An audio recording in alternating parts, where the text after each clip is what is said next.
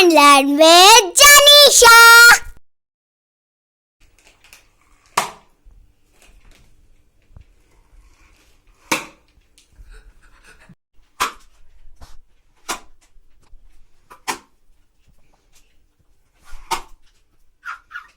Hello friends, today I am making easiest party popper.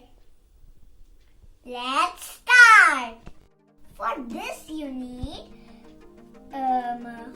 tube roll, balloon, scissors and any colorful paper. Let's start.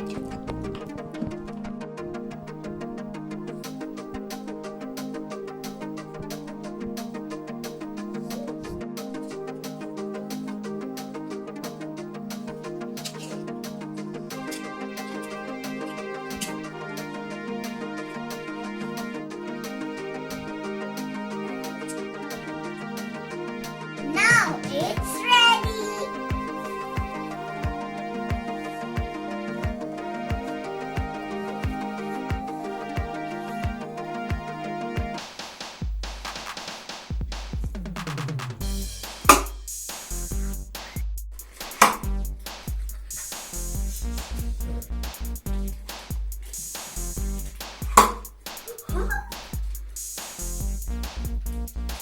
Wow.